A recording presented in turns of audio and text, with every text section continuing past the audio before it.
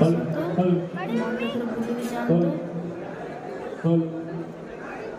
ଆଉ ଦେଖନ୍ତୁ ଏ ମନ୍ଦିରଟା କେତେ ସୁନ୍ଦର ହେଇଛି, କେତେ ବଡ଼ ଏରିଆ, ବହୁତ ସୁନ୍ଦର ଦେଖାଯାଉଛି ମନ୍ଦିରଟି। କହିବ ମୁଁ ନ ଖାଇ ନ ପିଇବି ଏଇ ମନ୍ଦିରରେ ହିଁ ରହିଯିବି। ମନ୍ଦିର ଦେଖିଲେ ପେଟ ପୁରିଯାଏ। ବହୁତ ବଡ଼ ହନୁମାନ ମନ୍ଦିରରେ କହନ୍ତି ଏଠି ଚମତ୍କାର ସବୁ ହୁଏ। ସମସ୍ତଙ୍କ ରୋଗ ଏଠି ଭଲ ହେଇଯାଏ। କାଠି ଭୂତ ଫୂତ ଲାଗିଥିଲେ ଏଇଠି ଛଡ଼େଇବାକୁ ଆସନ୍ତି। ବହୁତ ଦୂରରୁ ଲୋକମାନେ ବହୁତ ଲୋକ ଆସିକି ଏଇଠି ପଡ଼ିକି ରହିଛନ୍ତି। ସେମାନେ ମାସ ମାସ ଧରି ରୁହନ୍ତି। ଆଉ ଏଠି ଖାଇବାକୁ ବି ମାଗଣା ଦିଆଯାଉଛି। ସମସ୍ତେ ଆସନ୍ତୁ ବୁଲିକି ଦେଖିକି ଯାଆନ୍ତୁ। ମୋର ତ ମନ ହେଉଛି ଏଠି ରହିବା ପାଇଁ, ଯିବା ପାଇଁ ଜମା ବି ଇଚ୍ଛା ହୁଏ ନା। ମୋତେ ମନ୍ଦିର ବୁଲିବା ପାଇଁ ଭଲ ଲାଗେ। ଯେତେବେଳେ ମନ ଦୁଃଖ ହୁଏ ନା ମନ୍ଦିର ଏମିତି ପଳେଇ ଆସେ, ବସେ, ମୋତେ ବହୁତ ଶାନ୍ତି ଲାଗେ ମନ୍ଦିରଠି। ମନ୍ଦିର ଦେଖିଲେ ପେଟ ପୁରିଯାଏ ଆଉ ମନ ଶାନ୍ତି ହେଇଯାଏ।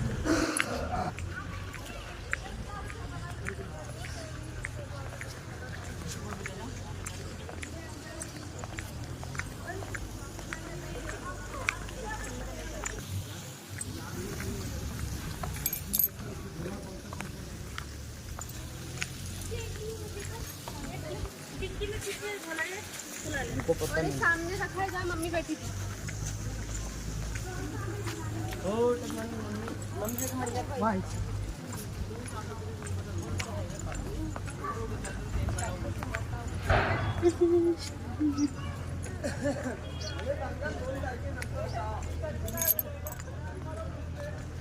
यहाँ नहीं देगा,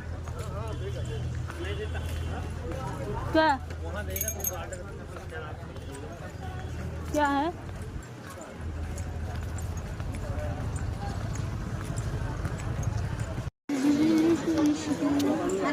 ମୁଁ ଆଜି ଭିଡ଼ିଓ ବନେଇ ଏଥର ୟୁଟ୍ୟୁବରେ ଛାଡ଼ିଦେବି।